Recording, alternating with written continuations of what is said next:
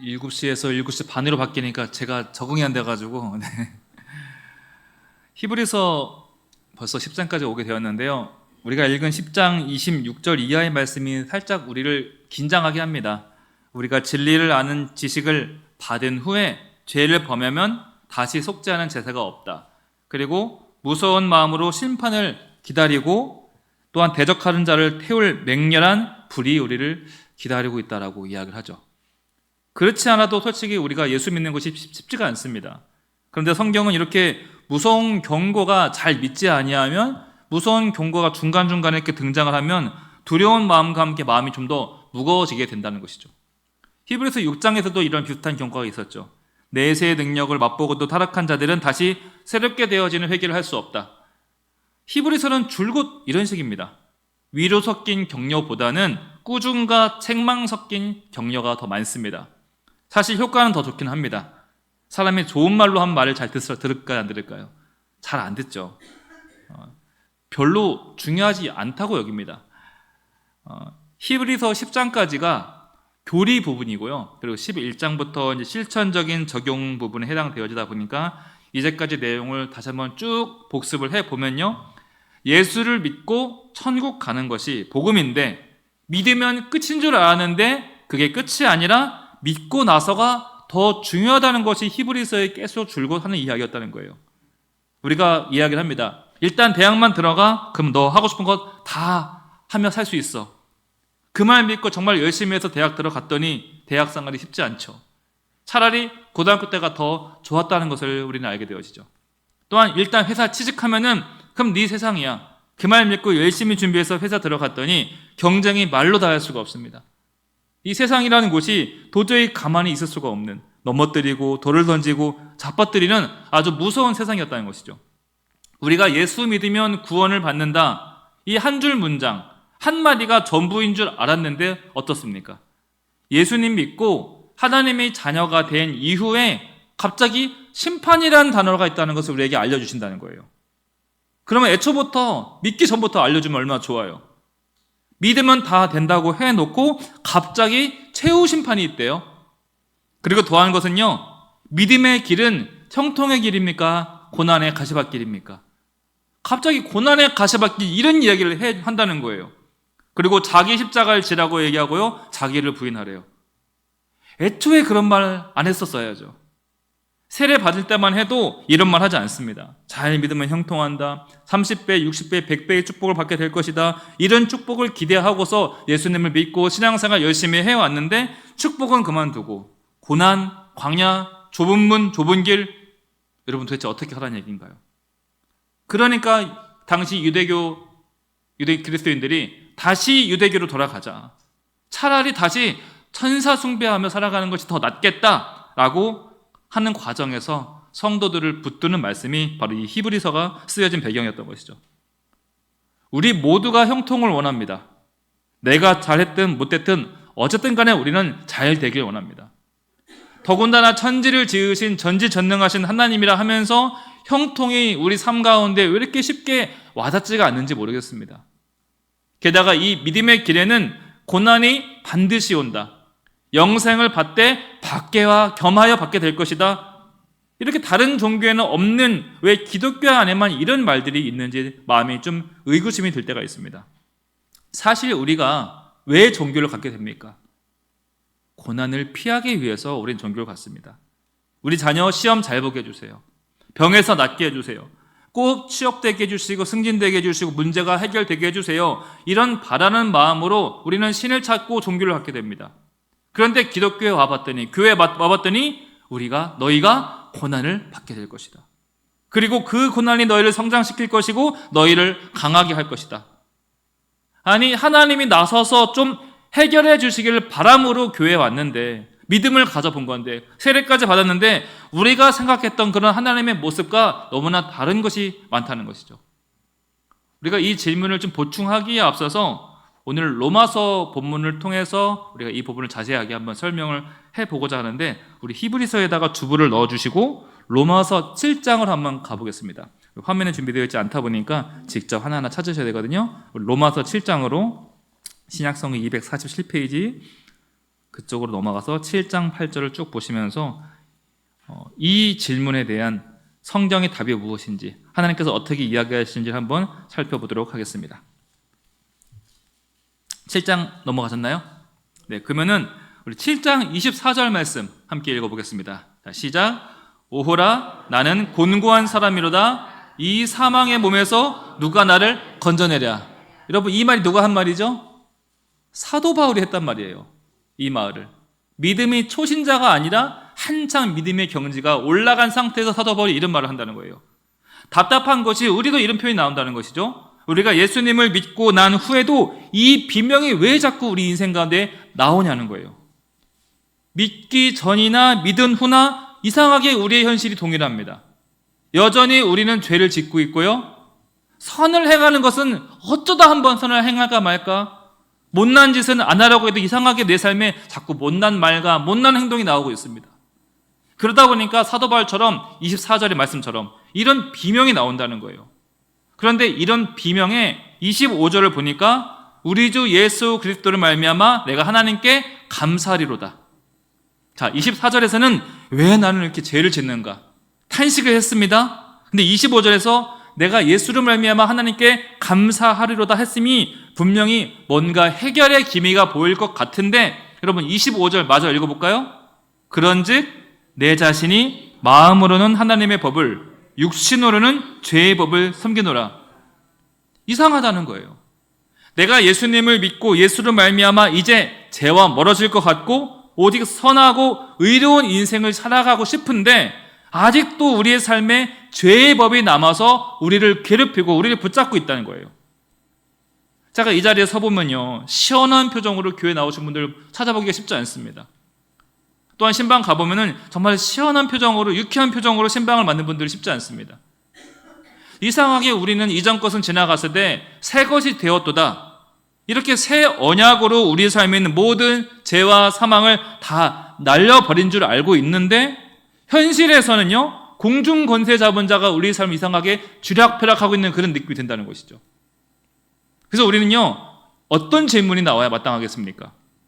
하나님, 왜 갈등과 실패가 여전히 이 땅 가운데 남아 있습니까? 이런 질문이 나오셔야죠. 왜 누군가의 실수로, 누군가의 경솔함으로 수많은 사람들이 목숨을 잃어야 되고 모든 살림이 다 불타 없어질 수밖에 없는 현실 가운데 있습니까? 우리가 이런 질문을 해야 된다는 거예요. 이에 성경은 뭐라고 답을 주시는가? 괜찮다라는 말씀을 주시죠. 생명의 성령의 법이 결국 이기게 할 것이다. 우리 8장 1절과 2절 말씀 함께 보겠습니다. 그러므로 이제 그리스도 예수 안에 있는 자에게는 결코 정죄함이 없나니 이는 그리스도 예수 안에 있는 생명의 성령의 법이 죄와 사망의 법에서 너를 해방하였습니다. 예수를 믿지만 여전히 죄에 갇혀 있는 우리에게, 답답하게 오호라 우리는 곤고한 자로다 비명 지르고 있는 우리에게 성경이 하는 말은요, 생명의 성령의 법이 궁극적으로 너희를 이기게 해줄 것이다. 여러분, 이기게 할 것이다, 이 말의 뜻이 뭐겠어요? 이긴다는 말은요, 싸움이 있다는 말이에요. 전쟁에서처럼, 경기에서처럼 다툼이 있을 것이다, 이 말이 이긴다는 말의 뜻이죠. 즉 우리가 구원받았음에도 성령의 법과 우리 마음 가운데 있는, 삶 가운데 있는 육체의 소욕이 다투며 살아가게 될 것이다, 이것을 얘기하는 거예요. 그 속에서 7장 24절 말씀처럼 오호라 나는 곤고한 자로다, 누가 나를 건져내랴, 누가 나를 살려주랴, 이런 비명 가운데 살아가고 있지만 이에 성경은 생명의 성령의 법이 그래도 너희를 이기게 해줄 것이다, 이 말씀 붙잡으라는 거예요. 결국 승리는 너희의 것이야 라고 이야기하는 것이죠. 그리고 이렇게 권면합니다. 8장 17절 말씀이에요. 8장 17절 함께 볼까요? 자녀이면 또한 상속자 곧 하나님의 상속자요 그리스도와 함께한 상속자니 우리가 그와 함께 영광을 받기 위하여 고난도 함께 받아야 할 것이라. 말은 자녀라고 이야기는 해요. 자녀이면, 상속자이면 마땅히 뭘 받아야 돼요? 좀 좋은 것부터 받고 시작하면 좋은데 뭐부터 받으래요? 마땅히 고난도 함께 받으라는 거예요. 너희가 틀려서 고난받는 것이 아니다라는 것이죠. 너희가 지금 잘못된 길을 걸어가고 있어서 그런 어려운 일 당하는 거 아니야. 지금 정확히 성경은 약속한 길을 너희가 걸어가고 있다라고 우리를 보증하고 있다는 거예요. 그리고 지금 그 순간에 성령의 법이 육체의 소욕과 다투는 시간이고 곧 성령의 법이 이길 것이기 때문에 너희는 조금만 견뎌라.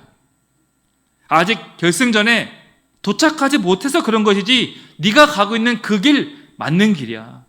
너희가 고함 지르고 비명 지르는 그 길이 맞는 길이야 라고 성경은 우리에게 이야기해 주고 있는 거예요. 그래서 하나님께서는 우리에게 혹시라도 우리가 부족할까 봐, 약속을 잊을까 봐, 힘이 빠질까 봐 성령님을 보내주시죠. 8장 26절 말씀 함께 보겠습니다.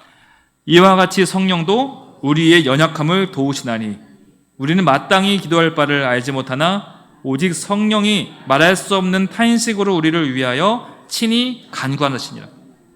우리에게 오신 이 성령님도 좀 답답하신 거예요. 우리가 얼마나 한심했으면 성령이 우리를 위해서 기도하시는데 탄식하며 기도하신대요. 탄식하며. 이 성령님께서도 기도가 술술 나오지가 않는 거죠.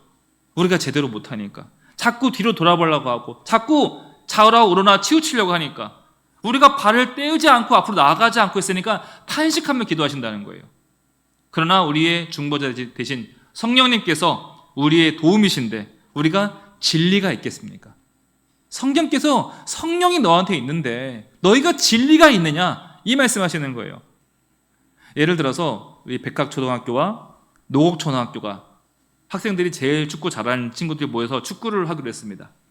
한 팀에 한 명씩은 히든카드로 어른이 출전을 할 수 있어요. 근데 갑자기 노곡초에서는요, 그 마을에서 축구를 제일 잘하는 청년을 데려와서 어른이 후반전에 들어오기 시작합니다. 그때 우리 백학은요, 교체 선수로 손흥민이 왔다 생각해 보세요. 그 결과가 어떻게 되겠어요? 26절이 그거예요. 성령을 보내주셨는데 너희들 질까봐 힘들어할까봐 성령님마저 보내주셨는데 성령께서 우리의 편이 되어주시고 코치가 되어주셔서 이 길이 맞다라고 그 과정이 구원의 길이 맞다라고 우리와 함께 해주시는데 그러니 너희들 낙심하지 말고 낙오하지 말고 다시 돌아가 생각하지 말고 끝까지 완주하라는 거예요. 우리 8장 28절 말씀 또 한번 힘을 주어서 얘기합니다. 함께 읽어볼까요? 28절 우리가 알거니와 하나님을 사랑하는 자 곧 그의 뜻대로 부르심을 입은 자들에게는 모든 것이 합력하여 선을 이루니라. 이 모든 것이 말하는 것이요 좋은 것을 얘기하는 것이 아니에요. 너희들의 그 고함 7장 24절에서 얘기했던 그 비명들 여전히 믿음을 지키고자 하지만 잘 안 되는 그 안간힘들 이 모든 것들이 결국 합력해서 선을 이루게 될 거야. 하나도 버리는 것 없이 하나님께서 다 쓰시는 구원의 도구가 되어 있을 것이다. 이 얘기를 하시는 것이죠. 반드시 하나님께서 그렇게 하실 것이니 너희는 포기하지 말라고 우리에게 권면하고 있는 겁니다. 여러분들의 미래가 궁금하지 않으십니까? 로마서에서 이것을 알려줍니다. 제가 그리고 저도 한번 알려드리겠습니다. 우리 29절, 30절 말씀. 자, 읽어보겠습니다. 하나님이 미리 아신 자들을 또한 그 아들의 형상을 본받게 하기 위하여 미리 정하셨으니 이는 그로 많은 형제 중에서 맏아들이 되게 하심이라. 또한 미리 정하신 그들을 또한 부르시고 부르신 그들을 또한 의롭다 하시고 의롭다 하시는 그들을 또한 영화롭게 하셨느니라. 여러분 이것이 바로 우리의 운명이고 우리의 미래라는 거예요. 여러분 밑줄 치시기 바랍니다. 밑줄. 자, 하나님이 첫 번째 29절 미리 아신 자들 여기 밑줄 쳐셔야 되고요. 그리고 미리 정하셨으니 그리고 30절에 또한 부르시고 그리고 의롭다 하시고 그들을 영화롭게 하셨느니라. 하나님께서는 자녀들의 운명을 예수 안에서 미리 결정하십니다. 그래서 우리의 운명은 반드시 승리와 영광과 영광으로 찬송으로 연결되어질 수밖에 없다는 거예요. 29절 보세요. 미리 아셨다. 미리 정하셨다. 30절 미리 부르시고 의롭게 하셨고 이미 영화롭게 하셨다. 완료예요. 완료. 하신다, 하실 것이다가 아니라 이미 다 했다라는 거예요. 이게 우리의 바로 미래입니다. 이게 우리의 결국이고 우리의 운명이라는 거예요. 여러분 감격스럽지 않습니까? 그래서 지금 우리는요, 구원받은 후에 하나님이 미리 아시고 정하시고 부르신 그 의로운 영광의 길을 걸어가고 있는 중인 거예요. 하나님의 눈은 이미 우리가 그곳에 도착해서 승리의 영광을 누리고 있다는 거예요. 다만 우리는 지금이라는 이 시간을 걸어가고 있을 뿐이다. 너희가 소리를 질러도, 비명을 질러도 그걸 틀린 길 아니다. 잘 가고 있는 거 맞아. 힘들면 성령 보내줄 거야. 걱정하지 마. 우리를 위로해 주신다는 것이죠. 하나님께서는요, 지금 너에게 있는 그 시간들이 너희들 삶에 일을 하고 있는 거야. 너희들 그 고난들이 지금 일을 하는 중이야. 너희의 신음과 비명이 결국은 합력해서 선을 이룰 것이기 때문에 괜찮다라고 말씀하신다는 거예요. 여러분, 이제껏 발견할 적이 없는 어마어마한 금광을 여러분들이 만약에 발견을 했다고 생각해 보시길 바랍니다. 금맥을 찾은 거죠. 그 매장량이 너무나 방대해서 예측조차 되지 않습니다. 여러분 어떻게 하시겠습니까? 돌아가시겠어요? 거기서 무언가 차리겠어요? 공장을 세우든 뭐 하든 하시겠어요? 하나님이 주시는 구원이 바로 이거라는 거예요. 우리에게 영생을 알게 하시고 생명을 찾게 하십니다. 그리고 그 길을 예수를 말미암아 열어주셨습니다. 그럼 우리가 해야 될 일이 뭐예요? 손 걷어붙이고 지금 바로 금강을 캐내기 시작해야 돼요. 건져 올려야죠. 그리고 불을 지펴서 불순물을 제거하고 가공하고 금을 얻어야 되지 않겠습니까? 우리가 이 놀라운 것을 얻었는데 왜 자꾸 뒤로 돌아가려 하느냐? 그 말씀하시는 거예요. 여러분, 금을 캐내는 과정이 쉬워요, 어려워요? 돌과 금을 분리해야 되고 불로 연단하는 그 과정이 쉽지는 않지만 그 과정이 너희를 자라나게 한다. 그래서 너희에게 캐라고 하는 거야. 여러분, 그 과정에서 우리가 순금만 얻어지는 것이 아니라 그 과정을 통해서 우리의 믿음의 순수함을 얻게 되어지고 인내와 절제와 거룩함을 동시에 얻게 되어진다는 거예요. 그런데 우리가 그 과정이 힘들다고 오라 나는 곤고한 자로다 하고 집에 돌아가서야 되겠습니까? 결과가 어마어마한데 이미 약속된 결과가 있는데 우리가 돌아가면 얼마나 우리가 불쌍한 인생이 되겠냐는 것이죠. 36절 말씀 보십시오. 36절 시작. 우리가 종일 주를 위하여 죽음을 당하게 되며 도살당할 양같이 여김을 받았나이다. 이런 생각을 하는 것이 당연하다는 거예요. 오늘 여기서 확 죽을까? 엘리야처럼 주님 차라리 나를 죽여주소서 이런 생각이 드는 것도 괜찮다라고 하십니다. 그러나 잊지만 마라. 어떤 거를요? 38절 39절이에요. 함께 읽어봅니다. 내가 확신하노니 사망이나 생명이나 천사들이나 권세자들이나 현재일이나 장래일이나 능력이나 높음이나 깊음이나 다른 어떤 피조물이라도 우리를 우리 주 그리스도 예수 안에 있는 하나님의 사랑에서 끊을 수 없느니라. 아멘. 예. 너무 힘들죠. 때는 죽고 싶을 때가 있습니다. 그런 자리라 있을다 할지라도 그 어떤 것도 하나님이 미리 정하시고 아시고 부르신 하나님의 결정에는 결코 변함이 없다는 거예요. 지금 네 눈앞에 있는 그 생명의 길, 그 금광, 그 금맥 다 너를 위해 준비한 거야. 결코 누구에게도 양도하지 않을 거야. 다 너만을 위한 것들이야. 그러니 포기하지 말라는 것이죠. 너는 결국 승리의 자리에서 면류관을 쓰게 될 것이다. 결국 너는 영광의 찬송을 부르게 될 것이다. 이 결과를 잊지 말고 주저하지 말고 돌아갈 생각하지 말고 끝까지 믿음의 경주를 완주하라는 겁니다. 물론 우리가 궁금할 때가 있습니다. 하나님 꼭 이런 식으로 일하셔야 됩니까? 아니 복음서 읽으니까 중풍병자도 나병 환자도 고치시고 그 놀라운 오병이어도 베푸시고 바다도 잠재우시는 주님께서 왜 꼭 이런 식으로 일을 하십니까? 이런 질문이 생기지 않겠어요? 구원이면 영생이면 그 이름답게 좀 멋있게 가면 좋을 텐데 왜 주님께서 굳이 고난이라는 시간을 사용하십니까? 왜 능력의 예수님께서 굳이 하나님의 아들께서 왜 모양 빠지게 십자가에 달리십니까? 왜 그런 식으로 구원을 이루시냐는 거예요. 그 바람에 우리도 예수님처럼 고난에 따라가야 되고요. 좁은 길, 자기 부인, 왜 우리도 이런 삶을 살아가야 되겠냐는 거예요. 솔직히 우리가 말은 이렇게 길게 거창하게 하지만 우리의 솔직한 심경은 뭐예요? 우린 계속 유모차 타고 가고 싶은 거예요. 계속 유모차 위에서 편안하게 신앙생활하고 싶다는 거예요. 금강도 좋아요. 금맥도 좋아요. 그런데 이왕이면 하나님이 캐주시면 안 돼요? 내 손에 굳은 살 베기게 꼭 제가 곡괭이 잡아야 돼요? 제가 기도도 열심히 할 테니까요? 헌금도 좀 더 많이 할 테니까요? 하나님이 다 해주세요. 우리 신앙 이거 아니에요? 우리 기도 이런 거 아닙니까? 그런데 하나님께서 뭐라고 말씀하십니까? 하나님께서는 우리 손에 굳은 살 베기길 원하신다는 거예요. 우리의 팔과 근육에, 다리에 근육이 생기길 원하시고요. 우리가 어떤 유혹과 어떤 바람이 와도 흔들리지 않는 믿음의 굳건한 근육을 만들어지길 원하신다는 거예요. 여러분, 저와 여러분들이 얼마나 하나님께 소중한 존재인데 우리가 평생 유모차 타는 신세를 하나님께서 원하시겠습니까? 자녀를 향한 아버지 하나님의 마음 모르시겠어요? 하나님도 우리를 향해서 너무나 사랑하시기 때문에 우리를 향한 기대가 있으시고요, 소원이 있으시고 욕심이 있으세요.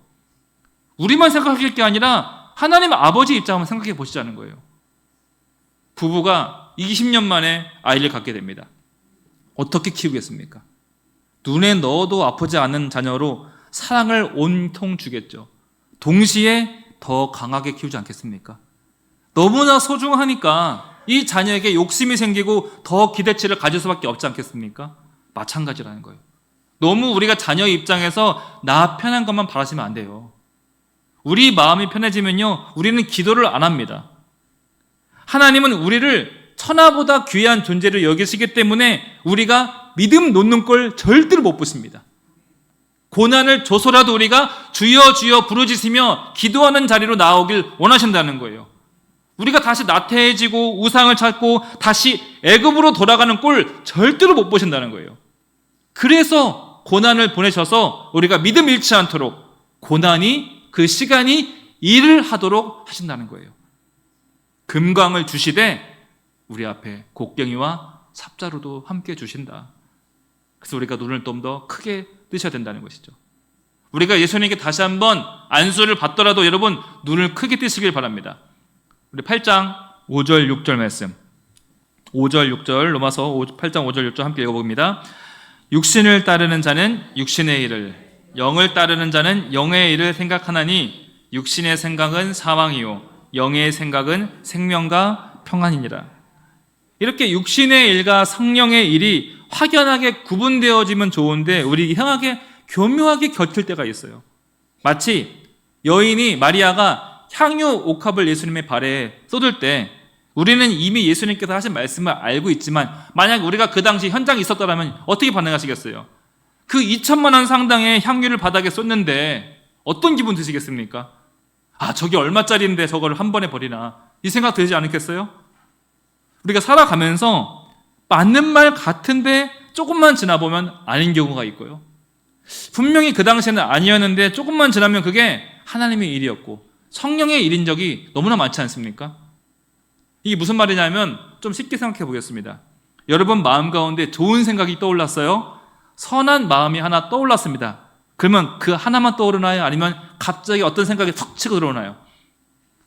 반드시 끼어드는 생각이 있다니까요. 어떤 마음이 끼어들어요? 아유, 나서지 마. 잘난 척하는 것 같아. 누가 이렇게 보면 싫어할 수 있어. 내가 선한 생각을 하고 선한 결심을 하다가도 이런 생각이 훅 들어오는 바람에 우리가 아무 일도 못하게 된다는 거예요. 그래서 우리는 그런 생각 듣기 싫어서, 그런 말 듣기 싫어서 선한 일을 그냥 안 해버리는 거예요. 기도하고 뭔가 좋은 일을 하고 싶은데 주변에서 꼭 방해하는 사람이 있다는 거예요. 네가 뭐라고 나서 그냥 가만히 있어.